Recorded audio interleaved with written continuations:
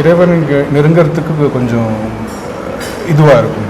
நீ ஒரு கலையும் பின்பற்றக்கூடாது. ஏன்னா இடைகலைன்றது என்ன, பிங்கலைன்றது என்ன அப்படின்னு முதல்ல நீ தெரிஞ்சுக்கணும். சூரியகலை சந்திரகலைன்னு பேர். இது ஏன் சூரியகலை சந்திரகலை அக்னிகலை இந்த 3 கலைகள் இருக்குது அப்படின்னா, ஒன்று உடலுக்கு தேவையான உஷ்ணத்தை கொடுத்துங்குது. அந்த உஷ்ணத்தை சீராக கொண்டு போகிறதுக்கு இன்னொன்று சந்திரகலை கொண்டு போகுது. அப்போது இது ரெண்டுமே இருந்தால் தான் உன் உடல் மிதமாக இருக்கும். நீ பிரபஞ்சத்தில் எல்லா வேலையும் செய்ய முடியும். இதில் இந்த கலை மாறுபட்டு போச்சுன்னு வச்சுக்கோ. சந்திரகலை மட்டும் பின்பற்றி நீ போனீன்னாக்கா அது உடல் குளிர்ச்சியை உண்டாக்கி உன்னை கவுத்துடும். ஒரு சூரியகலையை மட்டும் பின்பற்றி போனீங்கன்னா அது அளவு கடந்த உஷ்ணத்தை உண்டாக்கி கவுத்துடும். அதனால இது ரெண்டுமே மிதமாகவே வேணும். மிதமாக இருந்ததுன்னா தான் அது நீ மனுஷனாக சீராக இருக்க முடியும். இது ரெண்டில் எது மாறுபடுறதோ, இப்போது சாதாரணமாக நல்லா இருப்பான் ஒரு ஆள், இன்றைக்கி பார்த்துட்டு போனீங்கன்னா நல்லா இருப்பான், நாளைக்கு பார்த்தீங்கன்னா உடம்பு சரியில்லைங்க ஜுரங்க அப்படின்னுவான். இந்த ஜுரம் ஏன் வந்தது அப்படின்னா, இந்த சந்திரகலை அதிகமாக ஓடி சீத்தளத்தை உண்டாக்கிட்டு இருக்கும். அதனால் அவனுக்கு ஜுரம் வந்துட்டுருக்கும். இல்லை நல்லா இருந்தாங்க நேற்றுலேருந்து ஒரே சீது பேதிங்க அப்படின்வான். இது சந்திரகலை அடங்கி சூரியகலை அதிகமாக ஓடி சூட்டை உருவாக்கி சீது பேதி ஆக்கிட்டு இருக்கும். அப்போது இந்த 2 கலையும் இயற்கையிலேயே மனிதனுக்கு சீராக போயின்னுக்குது. யாரும் செய்யறது கிடையாது. அதை யாரும் மூச்சை வலிச்சா விட்டுன்னுக்குறீங்க, இயற்கையிலே நடந்துங்குது. இறைவன் இயற்கையிலேயே உங்களுக்குன்னு ஒரு மூச்சை கொடுத்து அதை உபயோகப்படுத்தின்னு இருக்கிறோம் உலகத்தில். அது உபயோகப்படுற வரைக்கும் தான் நம்ம இருப்போம். அது இல்லைன்னா நம்ம இருக்க மாட்டோம். அப்போது நம்ம கடவுளே அந்த சூரியகலை சந்திரகலை அக்னிகலை தான். மீதெல்லாம் அப்புறம் கதை. முதல்ல நீ உனக்குள்ள கடவுள் இருக்குது, உனக்குள்ள கடவுள் இருக்குதுன்னு நான் சொல்லின்னு இருக்கிறேன். அது என்னன்னா இந்த சூரியகலை சந்திரகலை அக்னிகலை இந்த 3 கலைகள். இப்போ காளி நீலி திரிசூலி அப்படின்னு அம்பாளுக்கு ஒரு பேர் உண்டு. இந்த காளின்னா என்ன, நீலின்னா என்ன, திரிசூலின்னா என்ன, கருமாரின்னா என்ன அப்படின்னு நீங்க முதல்ல தெரிஞ்சுக்கணும். கருமாரின்னா இது கருப்பு விதமான கடவுள் அப்படின்னு நிறைய பேர் நினச்சிங்கிறாங்க. அது இல்லை, கருவை மாற்றக்கூடியது. அது ஒரு பெண்ணுக்கிட்ட ஒரு கருவை உண்டாக்கும், ஒரு கழுதையில் ஒரு கருவை உண்டாக்கும், ஒரு குதிரையில் ஒரு கருவை உண்டாக்கும், ஒரு யானையில் ஒரு கருவை உண்டாக்கும். இந்த கருன்ற உயிரின்ற ஒரு கருவை உண்டாக்கக்கூடியது அம்பாள். அதனால அது கரு மாறி. இவன் கரு மாறினா இவன் கருப்புன்னு நினச்சினா, கருப்பு இல்லை, கருவை மாற்றக்கூடிய ஆற்றல் அதுக்கு தான் உண்டு. அது ஜீவன் பேரு. அப்போ காளின்னா இது பொருள். திரிசூலி அப்படின்னா 3 நாடிகள், அதான் திரிசூலம். உன் முதுகு தண்டை சுற்றி 3 நாடி போகுது. இடைகளை பிங்களை சுழ்முனை இந்த 3 நாடி பயணம் பண்ணுது. அந்த 3 நாடி சீராக போகிற வரைக்கும் தான் உன்னுடைய இயக்கம் எல்லாம். இப்போ ஒரு ஆணும் பெண்ணும் புணர்வு பண்ணுறாங்க. அது சூரியகலையில் மூச்சு ஓடும்போது புணர்வு பண்ணால் ஆண் குழந்தையா பிறக்கும். சந்திரகலையில் புணர்வு பண்ண மூச்சு ஓடும்போது புணர்வு பண்ணால் பெண் குழந்தையா பிறக்கும். இது யாரும் எதிர்பார்த்து இந்த கலையில் ஓணும் அந்த கலையில் ஓணும்னு பார்க்கறதில்ல, தற்செயலாக நடக்கிற விஷயங்கள் இதெல்லாம். ஆனால் மூச்சு தான் பிறப்பை நிர்ணயம் பண்ணுது, ஆனா பெண்ணான்றதை நீ நிர்ணயம் பண்ணிக்க முடியாது. மனுஷன் நிர்ணயம் பண்றதான்றதுனா எவனுக்கும் எத்தனை ஓணுமோ அத்தனை விதமா எண்ணி எடுத்துப்பான். ஆனா அது எண்ணி எடுத்துக்கிறது இல்லை, இயற்கையா நடக்கிறது. அந்த இயற்கையா நடத்துறது எதுனா இந்த சூரியகலை சந்திரகலை. அப்போ திரிசூலின்னா 3 நாடிகள்.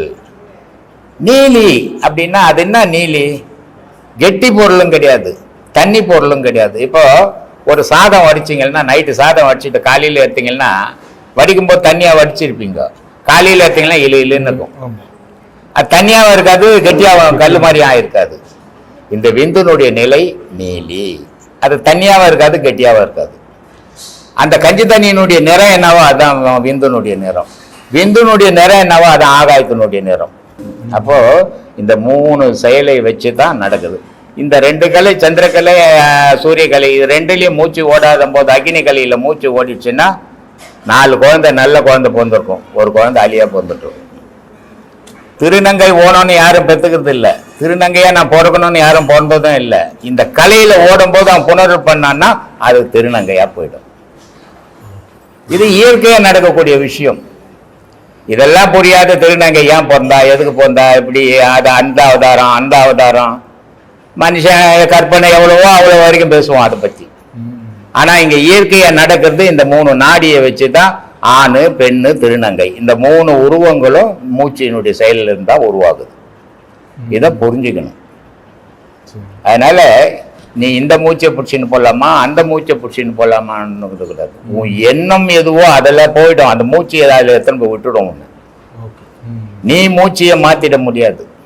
எவனாவது மூச்சை மாத்துறேன்னா எனக்கு 50 நிமிஷம் இடது கையில் போட்டேன், 50 நிமிஷம் இடது கையில் போட்டேன் நான் மாத்துறான். அதுவே மாறிக்கின்னு வேலை செய்துன்னுக்குது. இதுதான் இறைவனுடைய செயல். நான் செய்கிறேன் எவனும் செய்ய முடியாது. அது நின்று போச்சுன்னா இவன் இருக்க மாட்டான். நாத்திகனா இருந்தாலும் ஆத்திகனா இருந்தாலும் அது இருக்கிற வரைக்கும் தான் இருப்பான். நான் நாத்திகன் இதெல்லாம் கடவுள்லாம் கிடையாதுன்னா இந்த உள்ள இருக்கிற கடவுள் வெளியே போனார்னா இவர் நாத்திகன் இல்லை ஆத்திகன் இல்லை பூமியிலேயே இல்லை, அற்ற செயல் அது போயிடுவார். அதனால இதுல அதெல்லாம் கிடையாது. உன்னை இயக்கிறது கடவுள். அதனால தான் நான் சொல்லியிருப்பேன், இல்லாத ஒன்று இருந்து கொண்டு ஏங்கி கொண்டு இயக்குவது எதுவோ அதுவே கடவுள்.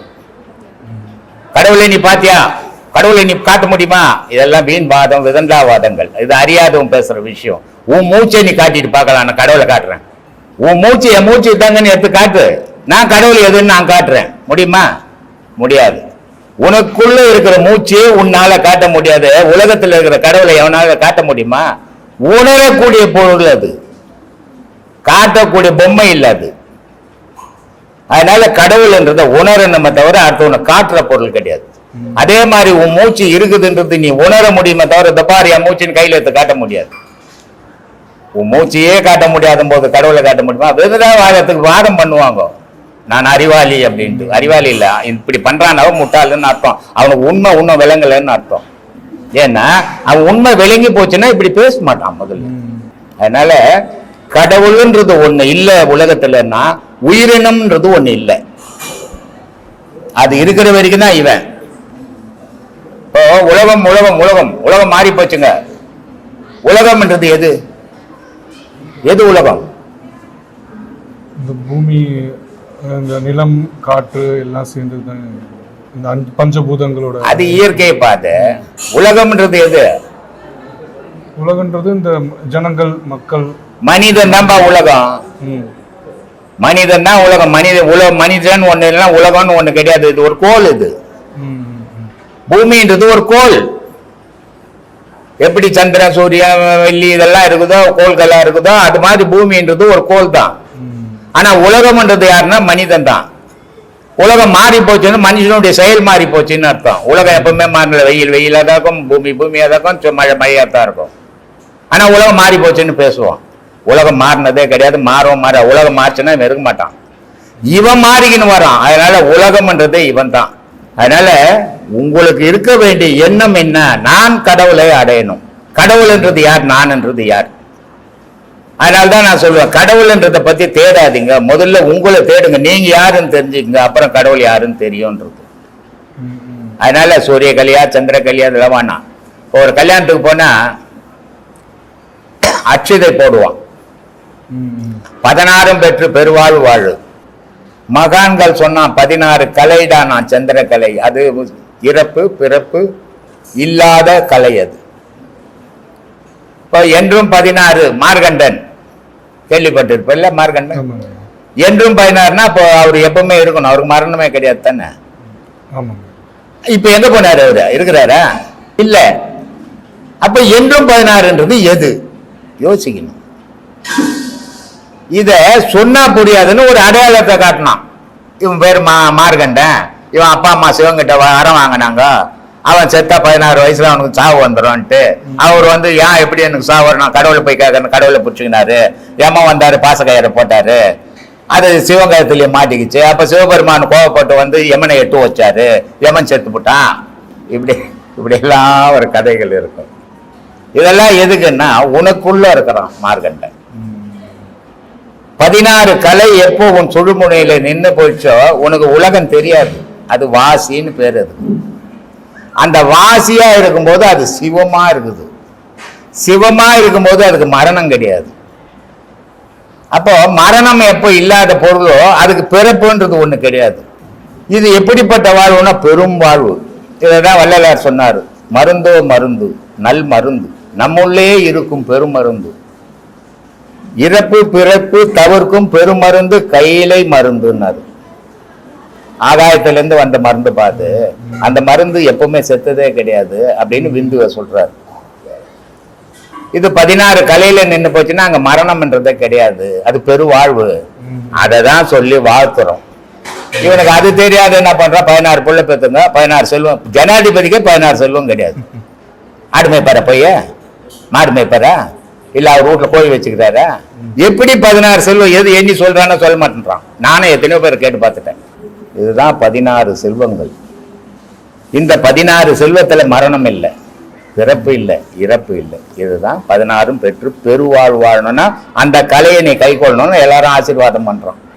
இதெல்லாம் புரியணும். நமக்கு புரியாத நான் ஆன்மீகவாதி, நான் கடவுளை தேடுறேங்கன்னு நான் எல்லாருக்கும் சொல்ற விஷயம் என்ன, நீ யார், உன்னை நான் யார் யார் யார் யாருன்னு தேடு. ஒரு நாளைக்கு நீ யாருன்னு தெரியும், அப்ப கடவுள் யாருன்னு தெரியும்.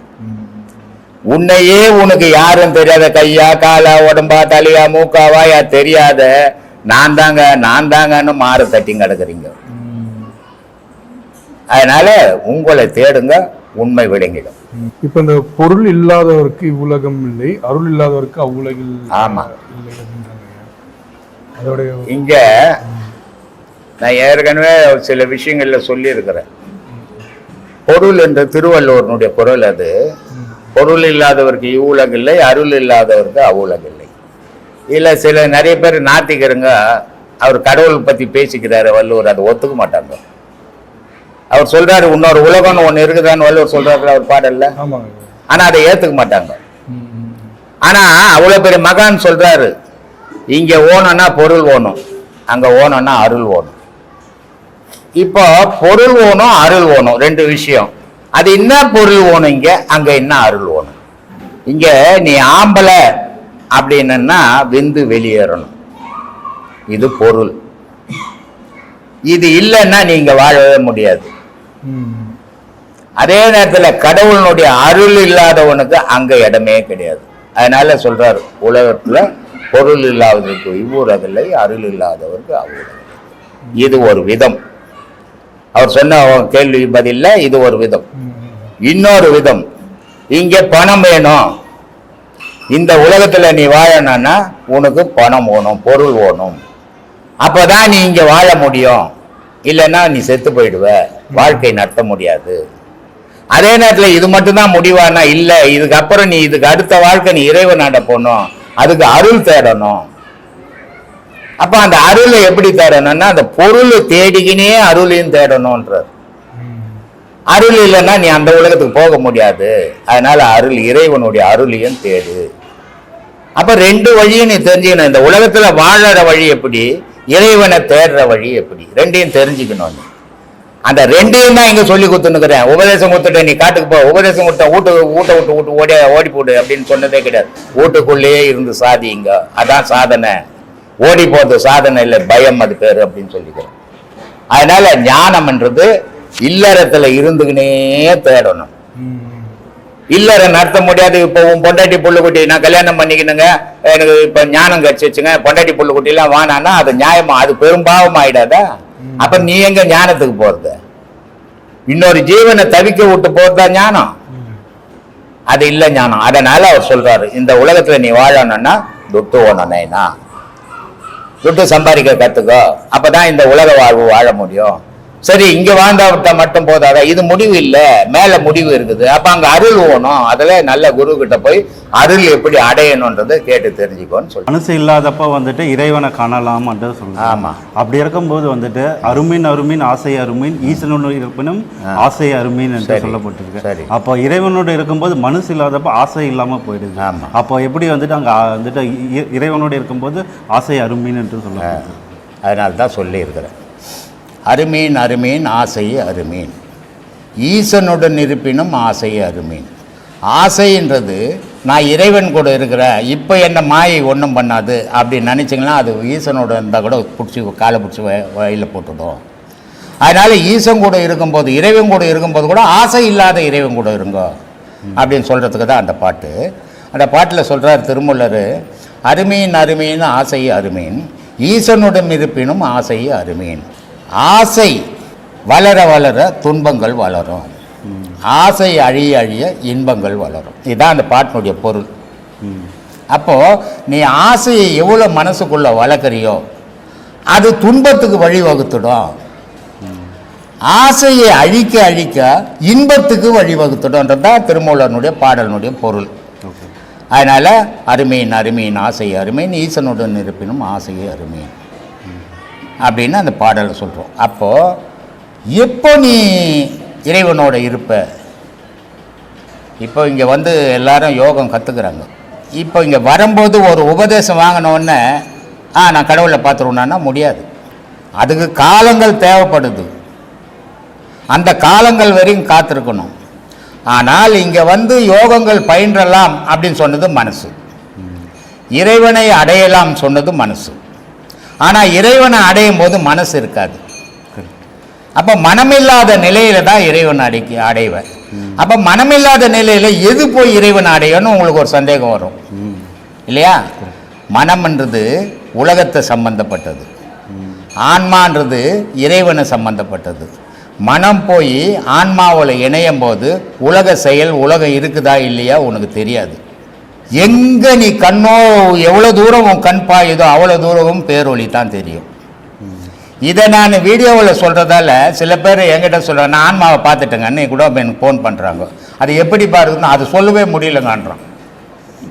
இது மாதிரி புழுவுறவனும் இருக்கிறான். அதனால் இந்த மனமாகப்பட்டது எப்போ ஆன்மாவில் போய் இணையுதோ உலகம் தெரியாது. ஆன்மாவிலிருந்து மனமாகப்பட்டது எப்போ பிரியுதோ கடவுள் தெரியாது. அப்போது மனசுக்கு உலகம் தெரியும், ஆன்மாவுக்கு கடவுள் தெரியும். அதனால தான் ஆசையை அடக்குங்க, ஆசையை அழிக்க வேணாம், ஆசையை அடக்குங்க. அடக்குனீங்களாவே அந்த ஆன்மாவுக்கு இங்கே வேலை குறையும், வேலை குறைஞ்சதுன்னா அங்கே போயிடும் இல்லையா? அப்போ நீ இறைவனோட கலந்து பார்ப்ப, இறைவனை நீ பார்க்கலாம். உனக்கு இறைவனை நீ இன்னைக்கு பார்த்துட்ட, சரி இன்றைக்கே நீ ஞானியை முக்தியை அடைஞ்சிருக்கா அடைய முடியாது. ஏன்னா உனக்குன்னு ஒரு காலங்கள் வகுத்துருக்குது. அந்த காலங்கள் வரைக்கும் இந்த உலகத்துக்கு நீ உன்னுடைய செயல்கள் என்னென்ன செய்யணுமோ நல்ல செயல்களை செய்துட்டு முடிக்கும் போது இறைவன் உன்னை அழைப்பான். ஏன்னா இறைவனுக்கு நீ அறிமுகமாயிட்ட, மற்றவன் அறிமுகமாகலை. அதனால இறைவனை யாரையும் கூப்பிட மாட்டான். ஆனால் நீ அறிமுகமாக இருந்தாலும் உன்னை இறைவன் கூப்பிடுவான். அந்த அறிமுகப்படுத்தி வைக்கிறதுக்கு அந்த வழியை தான் நான் காட்டிக்கின்னு இருக்கிறேன் சாமிங்க. சொல்லுங்க. அடுத்த கேள்வி சாமி, இப்போது சந்தோஷத்தில் இருக்கும்போது மனமானது வந்துட்டு அப்படியே மிதக்கிற மாதிரி ஆறதும், சரி, துன்பத்தில் இருக்கும்போது அது ரொம்ப கனமாக இருக்கிற மாதிரியும் வந்துட்டு தோன்றுது. ஆனால் மனம்ன்ற பொருள் வந்துட்டு எங்கேயுமே உடம்புல இல்லை. அப்படி இருக்கும்போது அது எப்படி வந்து கனமாகவும் அதே சமயத்தில் வந்துட்டு அப்படியே சந்தோஷத்தில் இருக்கும்போது அப்படியே காற்றுல பறக்கிற மாதிரியும் வந்துட்டு மாறுது. மனம் என்ற பொருள் என்னான்னு முதல்ல நம்ம தெரிஞ்சுக்கணும். மனம்ன்றது உயிரின்னு ஒன்று எல்லா ஜீவராசிக்கும் இருக்குது. அதுக்கு பேர் ஜீவராசிகள்னு சொல்கிறோம். ஆனால் நமக்கு மட்டும் மனுஷன்னு சொல்கிறோம். ஏன் நம்மளை மட்டும் மனுஷன்னு சொல்கிறோன்னா எண்ணங்கள் கலந்துருக்குது நமக்கு. அந்த உயிரோட எண்ணங்கள் கலக்கும்போது தான் மனம் உருவாகுது. மனம் உருவாகும் போது செயல் உருவாகுது. அதனால் இந்த மனம், இப்போது இந்த மனத்துக்குள்ளே ஒரு ஒரு பானை, அந்த பானைக்குள்ளே ஓரளவுக்கு நீ தண்ணி ஊற்றி ரொம்ப வரைக்கும் ஊற்றினா அது ரொம்பம், அதுக்கு மேலே ஊற்றினா அது விரிஞ்சி உடையும். அது மாதிரி இந்த மனம்ன்ற பானைக்குள்ளே ஆசை என்ற தண்ணியை அளவோடு தான் வைக்கணும். அளவு மீறி வைக்கும்போது அந்த மனம்ன்ற பானை உடையும் போது அதனுடைய ஆபத்து உனக்கு தான் இல்லையா? அதனால் மனசில் லேசாக வச்சுங்க, கண்டதை எடுத்து வைக்காதுங்க. இது இல்லை நான் தேடுறது, இது இல்லை நான் தேடுறதுன்னு போங்க. அப்படி போகும்போது உங்கள் மனம் லேசாக இருக்கும். எல்லாம் எனக்கு சொந்தம், எல்லாம் எனக்கு தெரியும், எல்லாம் நான் செய்யணும்னு நினைக்கும் போது உனக்கு மனம் கனத்து போயிடும். கனத்து போகும்போது ஆபத்து உனக்கு தான், உலகத்துக்கு இல்லை. அதனால் மனசை லேசாக வச்சுங்கன்னு சொல்கிறேன் சார். சொல்லுங்கள். இன்னொரு கேள்விங்கய்யா. ஸோ இந்த மனம் தான் எல்லாத்துக்குமே காரணம்ன்ட்டு சொல்கிறோம். ஸோ அந்த மனம் இருந்தால் தான் வந்துட்டு இந்த மாதிரி இறை தேடல் இருக்கும். ஸோ வந்துட்டு அதோட நோக்கம் இருக்கும் எல்லாமே சொல்கிறோம். ஸோ அதனால தான் வந்துட்டு மாதம் இங்கே வந்துட்டு 100க்கு மேலே சீடர்கள் நிறைய பேர் வரதை பார்க்குறோம். சரி. ஸோ அப்படி வரும்போது அவங்க முதல் பாடம் வாங்குறாங்க, 2வது பாடத்துக்கு அதில் அது பாதி பேர் தான் வாங்குறாங்க. அதுக்கு மேலே ஏன் அவங்க மனம் வந்துட்டு அதில் வந்துட்டு வரமாட்டாங்க? அனுபவிச்சது மனம் தான், ஆனால் 2வது பாடத்துக்கு மேலே வந்துட்டு அதுக்கு மேலே அவங்களால வந்துட்டு இதில் பயணிக்க முடியல. கொஞ்சம் இல்லை, ஆயிரக்கணக்கான பேர்கள் அது மாதிரி வராமல் போயிட்டாங்க. இது என்னன்னா, அவன் முதல்ல என்ன நினச்சின்னு வரான், அதுக்கு தான் சொல்லியிருந்தேன். மனுஷன் 3 விதமாக இருக்கிறான். ஒருத்தன் அதை அடையணும், ஒருத்தன் அது என்னான்னு பார்க்கணும், ஒருத்தன் அதை தூரந்து தெரிஞ்சுக்கினா போதும் அப்படின்னு 3 வகையான மனுஷர்கள் இருக்கிறான். இந்த 3 வகையான மனுஷனில் அடையணுன்றவன் ஒரு உபதேசம் வாங்கிட்டு கடைசி உபதேசம் வரைக்கும் நம்மக்கிட்ட பட்னியாக கூட உட்காந்துக்கிறான். ஆனால் பார்க்கணுன்ற வரவ ஒரு 2-3 உபதேசம் வாங்கிட்டு அவன் மனம் மாறும்போது அவனுக்கு தெரியுது, மனம் நமக்கு மாறுது, நமக்கு எது மேலேயும் பற்று வரல. அப்போ வராத போது நம்ம எல்லா செயலையும் விட்டுடுவோம் போலுக்குது, பொண்டாட்டி விட்டுவிடும் போலுக்குது, புள்ளியை விட்டுவிடும் போலுக்குது, சொத்தை விட்டுவிடும் போலுக்குது அப்படின்ற பயம் வரும்போது அவன் இத்தை விட்டுட்டு இருந்ததையே பிடிச்சிக்கிறான். அப்போது இந்த பாதைக்கு வந்த பிறகு அவனுடைய மனமாற்றம் அவனுக்கே தெரியுது.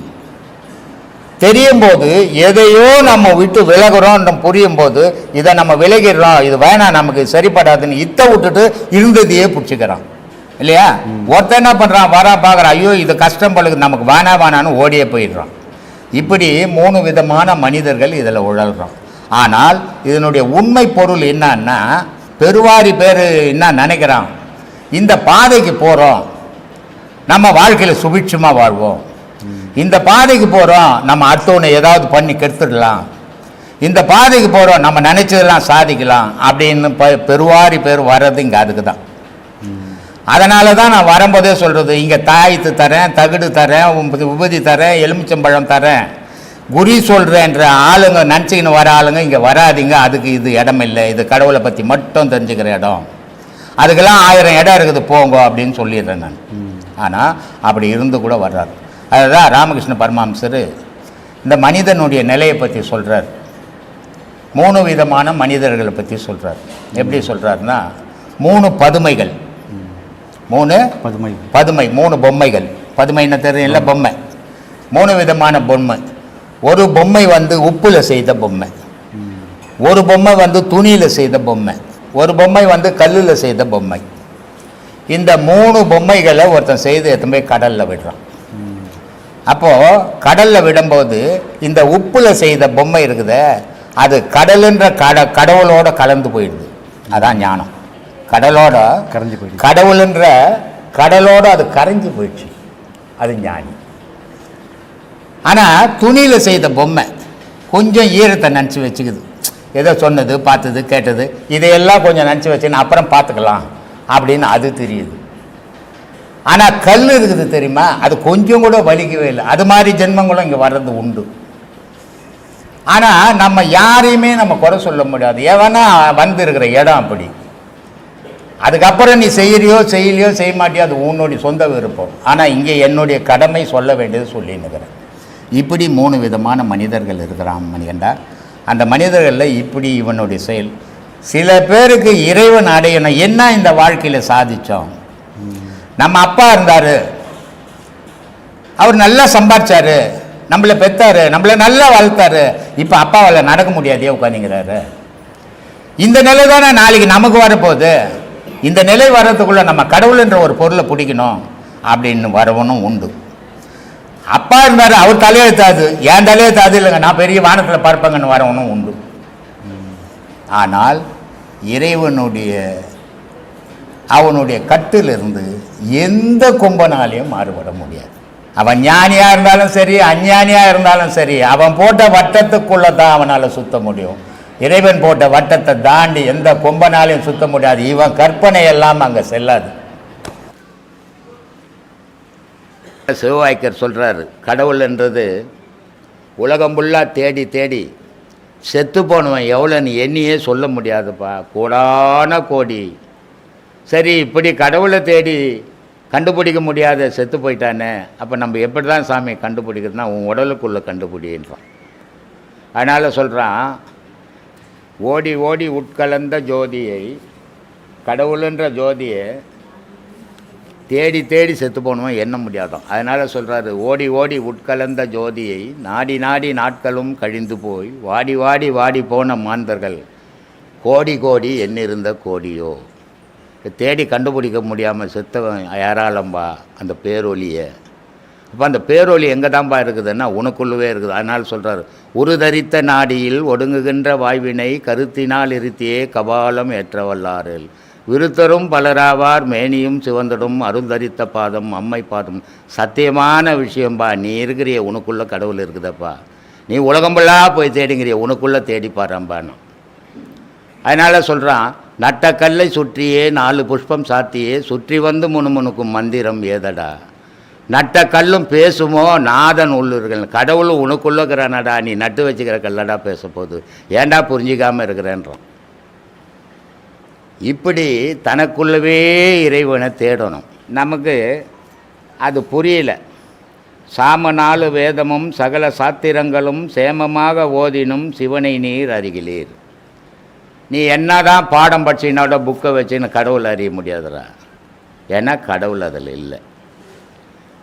கடவுளை பற்றி இருக்குதே தவிர கடவுள் அது இல்லை. அதனால் சொல்கிறார், நீ எந்த வேதம் படிச்சினாலும் பயன் தராது அப்படின்றதுக்காக சொல்கிறாரு.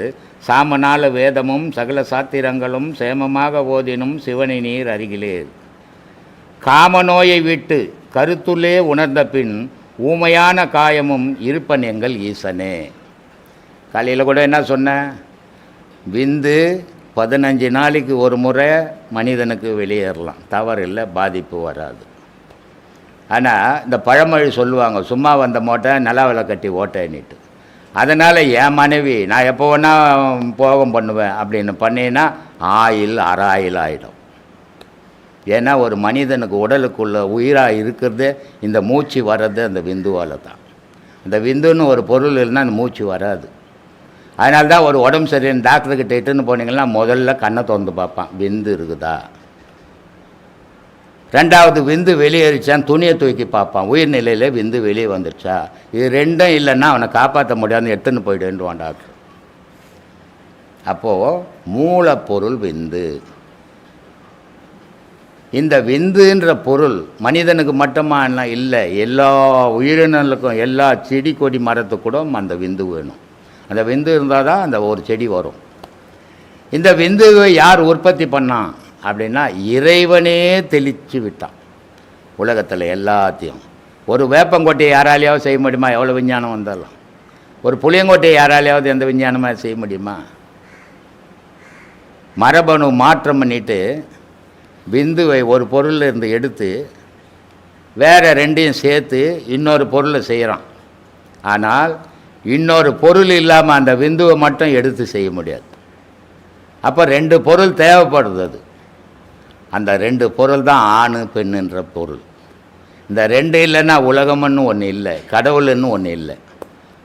மனிதன் ஒருத்தன் இல்லைன்னா உலகத்தில் கடவுள்னு ஒன்று இருக்காது.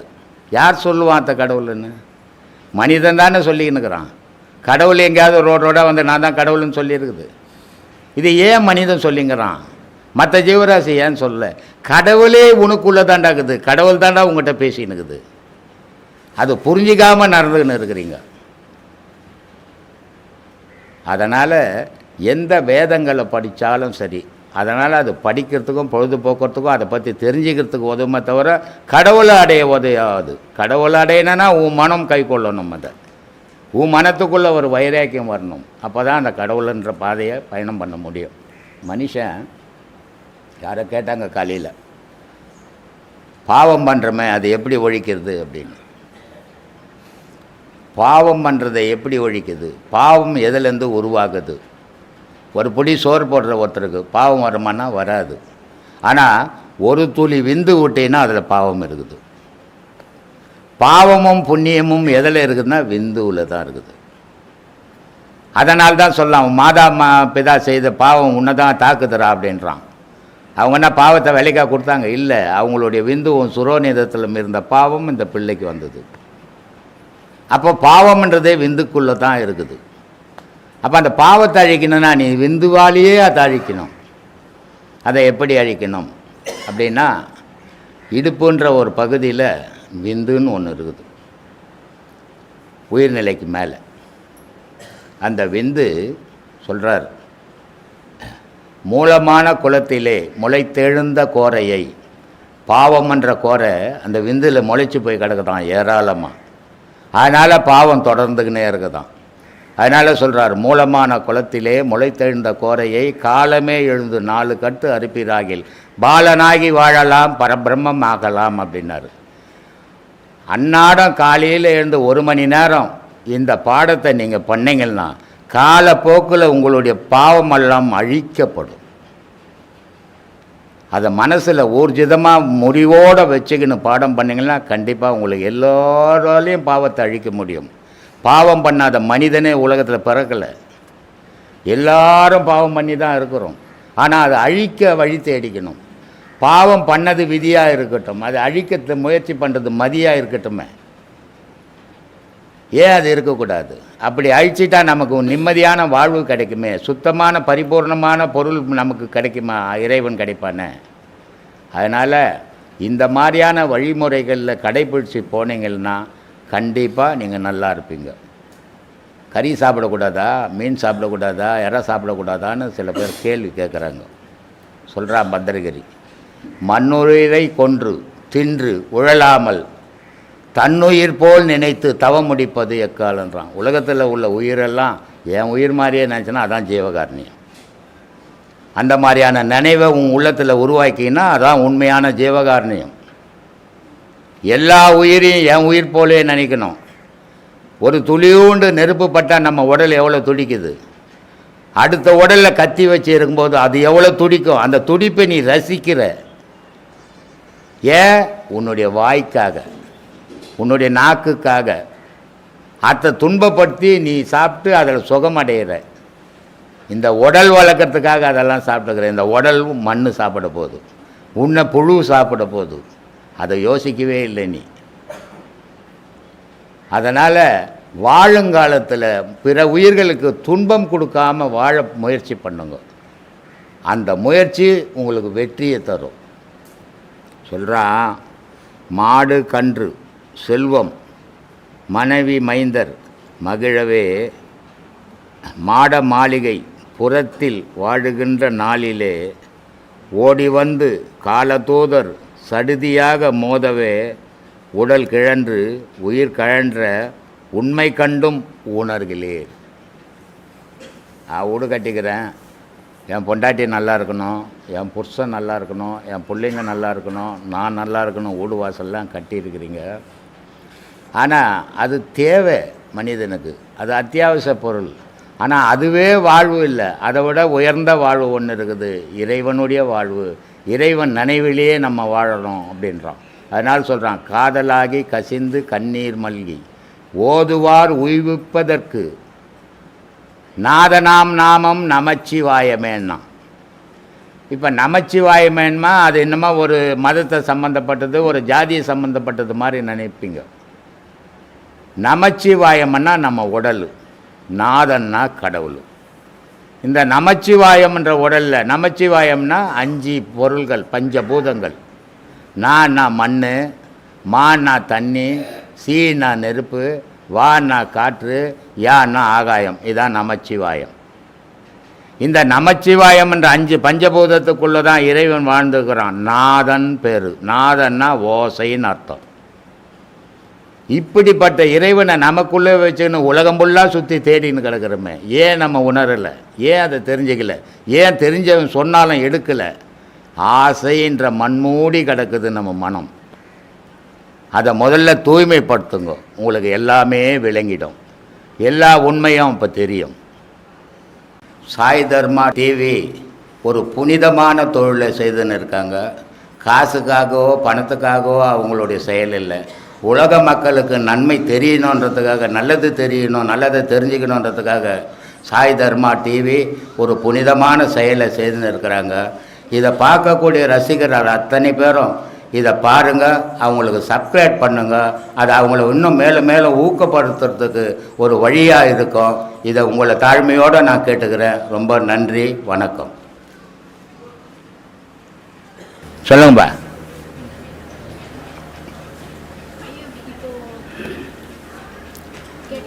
சொல்லுமா. பாதையில நிறைய ஆண்கள்லாம் இருக்காங்க, சரி பெண்கள் குறைவா இருக்காங்க. சரி.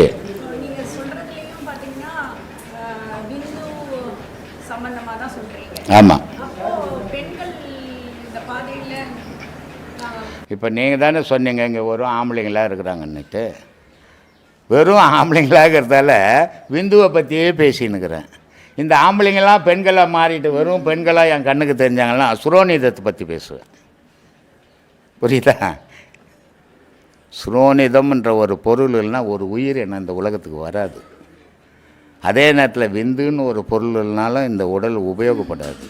அப்போது இந்த விந்துன்றதுன்னா உயிர், இந்த சுரோனிதம் என்னன்னா உடல். இது ரெண்டும் சேர்ந்து தான் உலகத்தில் இயக்குமே.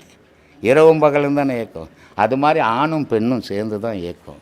ஆணுக்கு சுரோனிதம் இல்லை, பெண்ணுக்கு சுரோனிதம் இல்லை அப்படிலாம் கிடையாது. ரெண்டு பேருக்கும் எல்லா பொருளும் சமமாக தான் இருக்குது.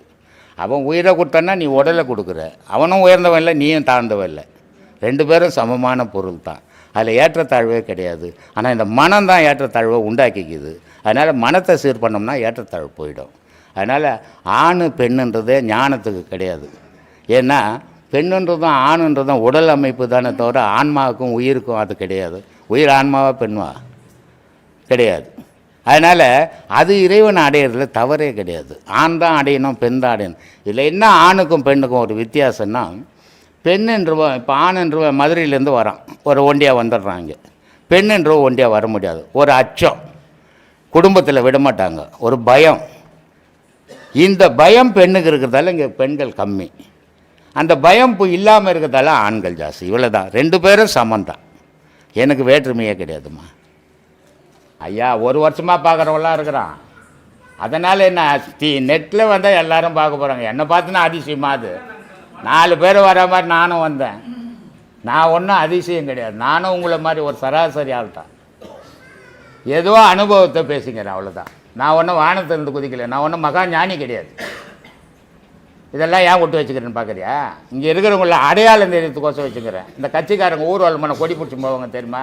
எந்த கட்சிக்காரன் போகிறான்னு சொல்லணும்ல, அதுக்காக விட்டு வச்சுக்கிறேன். இதுக்கும் கடவுளுக்கும் சம்மந்தமே கிடையாது.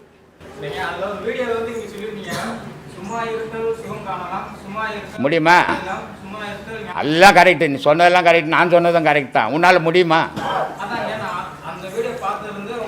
ஐயா கரெக்டு சாமி. என்ன வேலை செய்கிற?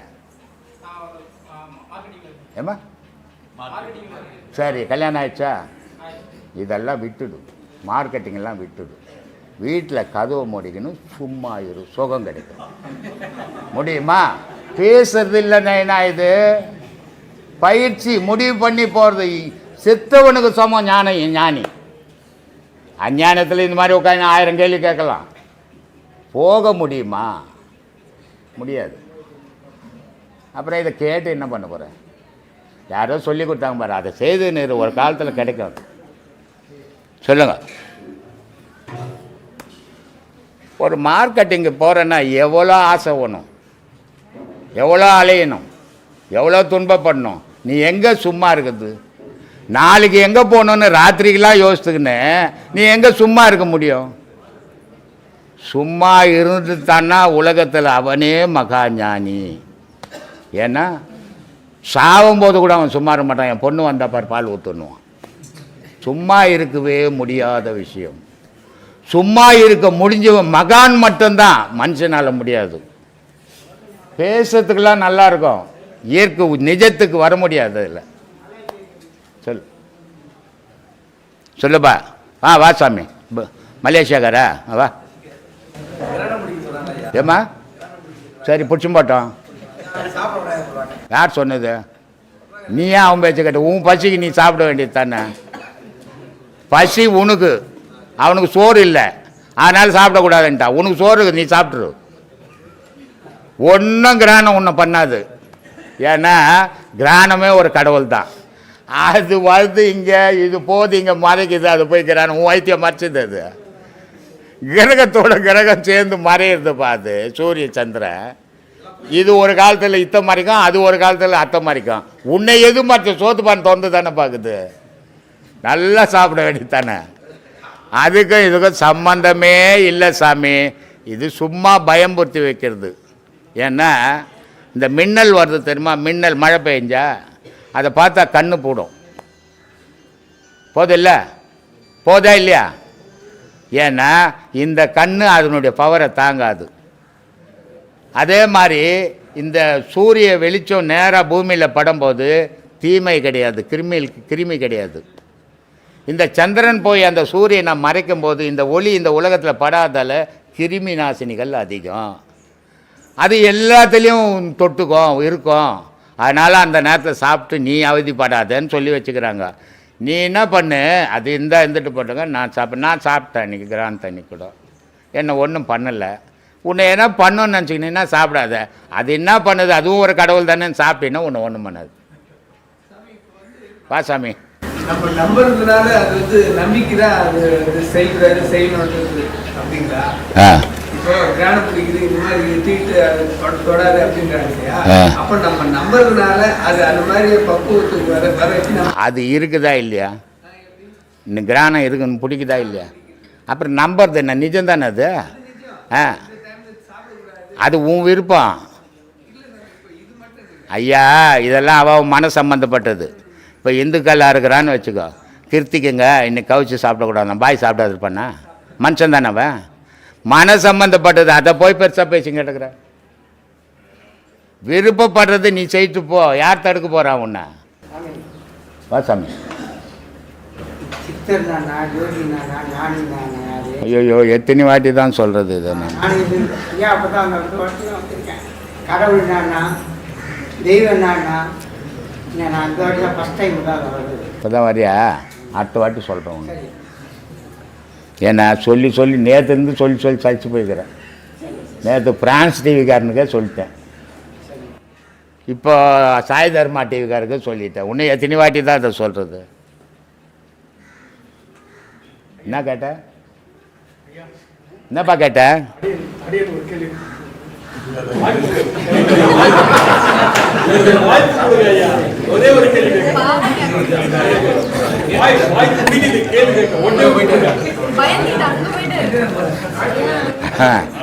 அவர் என்ன பண்ணுறாருன்னா, அவர் நானும் அவரும் இருக்கிற மாதிரி நினச்சிக்கிறாரு. அவர் இருக்கணும் எல்லாம் தெரியல அவருக்கு. மைக்கு எடுத்துட்டாருன்னா அவர் ஒண்டியே கேள்வி கேட்கணும் முடிவு பண்ணுறாரு. சொல்லுப்பா. ஆன்மீகத்தில் வழி நடக்கணும். அதை வழி நடக்கிறதுக்கு 2 வழி இருக்குது. ஒன்று மிலிட்ரி, அதாவது 5 மணிக்கு பெல் அடித்தா எல்லாரும் வந்து அட்டென்ஷன் அப்படின்றாங்க. அது ஒரு பாடம், எல்லாம் குரூப்பாக வந்துடுறாங்க. ஒன்று இயல்பான வாழ்க்கை. ஏன் போலீஸில் இல்லையா? போலீஸில் இல்லை இல்லைங்க, மிலிட்ரி இயல்பான. நீ மிலிட்ரியில் இருந்தியா? இல்லை பின்ன இப்படி வாழணும். யார் சொந்த மிலிட்ரியில் இருக்கிறவங்களாம் யோகியன்ட்டு? இல்லை யோகியம் சொல்லலை சார், சிஸ்டமேட்டிக். ஒரு சிஸ்டமும் இல்லை சாமி, அதை இன்னொருத்தன் கண்ட்ரோல் பண்ணுறான். இதில் வந்து இன்னொருத்தன் கண்ட்ரோல் பண்ணுறான். மிலிட்ரி ஆஃபீஸரு இருக்கிற சோல்ஜரை கண்ட்ரோல் பண்ணுறான். நீ உன்னை கண்ட்ரோல் பண்ணு.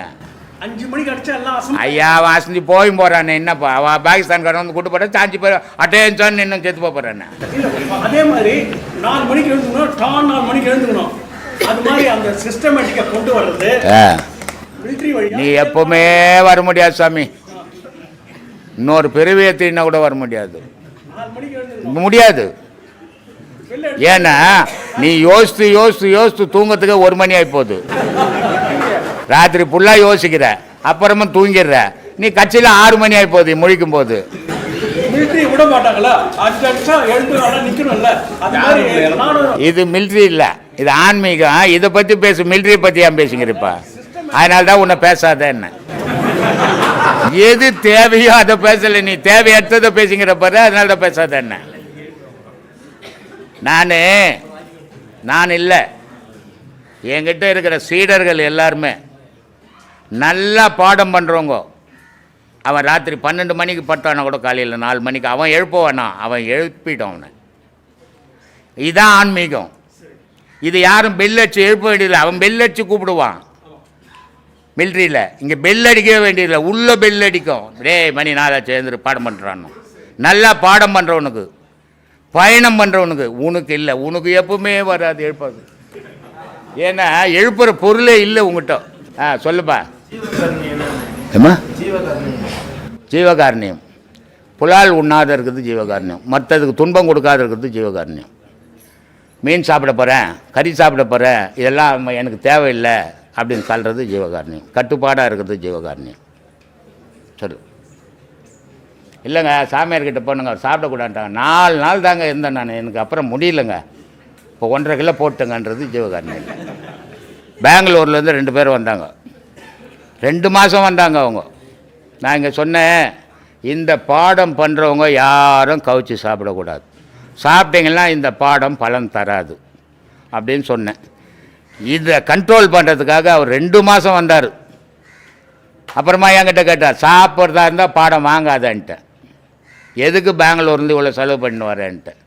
அப்புறமா என்ன பண்ணேன், இல்லை சாமி நான் ஒரு கண்ட்ரோலுக்கு வந்துட்டேன், சாப்பிட மாட்டேன்னாரு. உபதேசம் வாங்கினார், போனார், ஆள் இல்லை, இப்போ நல்லா சாப்பிட்டுங்கிறாரு. வரலன்னா தெரிஞ்சுக்க வேண்டியது தானே, அவர் பழைய இடத்துக்கு போயிட்டாருன்ட்டு. மாதம் வந்தான்னா அவன் சுத்தமாயிட்டான் வரான்னு அர்த்தம். 1 மாதம் வந்துட்டு மறு மாதம்னா அசுத்தத்துக்கு போயிட்டான்னு அர்த்தம். இதை நான் இங்கேருந்தே கணக்கு போட்டுப்பேன். அதனால் மனசையும் எண்ணத்தையும் சுத்தப்படுத்துங்க.